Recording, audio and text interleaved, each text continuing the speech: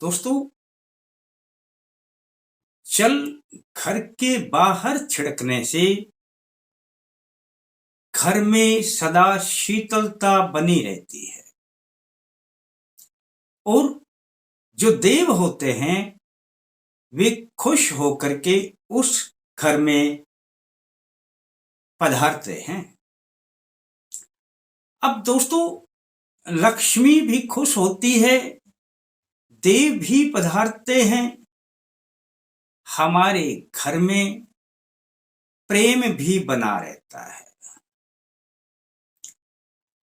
अब इन सब बातों के होते हुए जो मैंने कहा कि यह जल घर के बाहर न छिड़कें, अन्यथा देवों का प्रकोप भोगना पड़ेगा। तो फिर ऐसा क्या? सबसे पहले तो मैं आपको बता दूं दोस्तों कि घर के बाहर जल कैसे छिड़का जाता है और घर के बाहर जो जल छिड़कते हैं उसमें यदि आप एक चीज और मिला लेते हैं तो फिर कहने ही क्या है। अपने घर के बाहर सुबह है झाड़ू निकाल करके, और दोस्तों झाड़ू निकालने के बाद जो जल होता है उस जल में आप एक चुटकी भर पिसी हुई हल्दी डाल दें और उस जल को छिड़क दें। और छिड़कने के बाद आप कहेंगे कि हे लक्ष्मी जी, आप हमारे घर में पधारे। आप ऐसा 5 बार ही बोल देना, माँ लक्ष्मी जी हमारे घर में पधारे, माँ लक्ष्मी जी हमारे घर में पधारे। तो दोस्तों, माँ लक्ष्मी जी आपके घर में अवश्य पधारेगी। और प्रयोग बड़ा छोटा सा है, माँ लक्ष्मी भी इससे बड़ी खुश होती हैं और माँ लक्ष्मी ही नहीं हर देव भी इससे प्रसन्न होते हैं और देवों का आगमन शुरू हो जाता है। प्रयोग भले ही छोटा सा है, आपके घर से धीरे धीरे करके बीमारियां बाहर निकलने लगती हैं और सुख संपत्ति का प्रवेश बढ़ जाता है। तो यह तो है वह प्रयोग कि जिसको बताया जाता है कि यह जल छिड़के बाहर घर के, आपको सब कुछ मिलने लगेगा धीरे धीरे करके। अब आप कहेंगे कितने दिन छिड़कें, कब से छिड़कें? दोस्तों, कभी से शुरू कर दें और कितने दिन ही छिड़क लें, आपके ऊपर है। फायदा लगता है तो छिड़कते रहे ना, आपका जाता क्या है। आप इसे दैनिक दिनचर्या का एक हिस्सा बना लें, हो गया काम। अब दोस्तों, सवाल ये आता है कि जैसा कि मैंने कहा कि यह जल घर के बाहर कभी ना छिड़कें, अन्यथा देवों का प्रकोप भोगना पड़ेगा। जी हाँ दोस्तों, मैं सत्यनारायण शर्मा जय माता दी बोलते हुए अल्टीमेट ज्ञान में आपका हार्दिक स्वागत करता हूं। दोस्तों, कई बार समझी और ना समझी का फर्क हो जाता है। किसी ने कहा कि घर के बाहर जल छिड़क देना। अब अक्सर पूजा स्थान में जल रखा रहता है और वे समझ जाते हैं कि पूजा स्थान में रखा हुआ जल ही छिड़कने के बारे में बोला होगा, क्योंकि मैंने ऐसा एक प्रयोग पहले डाला था। तो उसके बाद किसी ने कहा जी हमने पूजा स्थान का जल छिड़क दिया। दोस्तों, पूजा स्थान में रखा हुआ जल देवों के लिए जल होता है, कलश का काम करता है।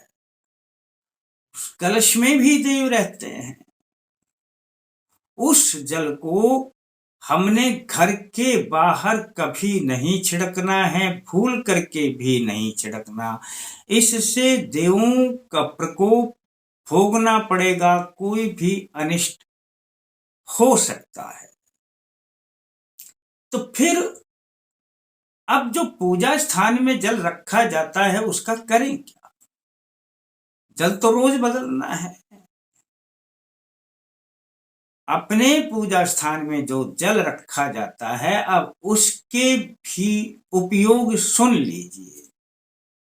अपनी दूर्वा या पुष्प के द्वारा या अपना थोड़ा थोड़ा लेकर के अपने घर में जब झाड़ू निकाल लेते हैं तो अपने घर के अंदर छिड़क सकते हैं।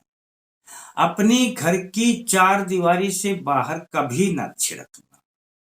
घर के अंदर यदि यह छिड़का गया तो समझ लेना सारे देवों की कृपा आपके घर पर ही बनी रहे। वो घर से बाहर छिड़क दिया तो समझ लेना सारी कृपा चली जाएगी।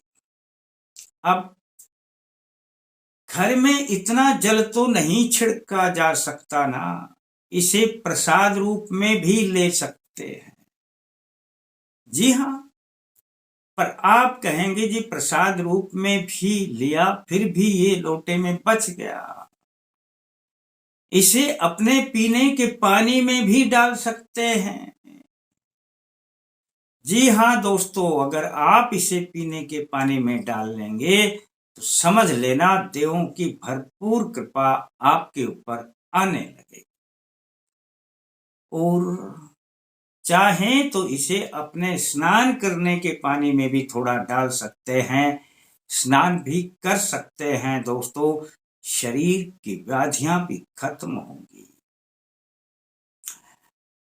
इत्मीनान रखना दोस्तों, आप जिस भी तरह से इसे प्रयोग में लाते हैं उसी रूप में आपको इसका फल मिलने लग जाएगा। और आप इसे अपने घर के जो गमले होते हैं, घर का जो तुलसी का पौधा होता है, आप उनमें भी डाल सकते हैं, पर घर से बाहर नहीं डालना है दोस्तों। यदि एक सावधानी समझदारी पूर्वक आप कर लेंगे, बात तो छोटी सी है, लेकिन यदि आप इसे समझदारी पूर्वक कर लेंगे तो समझ लेना कि आपके ऊपर फिर देवों की कृपा सदा बनी रहेगी। अन्यथा थोड़ी सी गलती ही आपको देवों के प्रकोप भोगने के लिए मजबूर कर देगी। पर ऐसा क्यों करे ना अपना, हाँ ना समझी में यदि आपने कभी कर दिया हो गया, लेकिन जब पता चल जाता है कि इस प्रकार से इस जल का उपयोग क्या है, इसे घर के बाहर नहीं छिड़कना है, तब अवश्य ही सावधान हो जाइए और यह जो भारी गलती है इसको करने से बचिए। बस इतना सा ही है। छोटी सी समझदारी आपको बड़ा पुण्य दे सकती है, बड़ा लाभ दे सकती है, और छोटी सी ना समझी ही आपके लिए बड़े कठिन मार्ग पैदा कर सकती है दोस्तों। अब आपके ऊपर है कि आप इसे किस प्रकार से लेते हैं।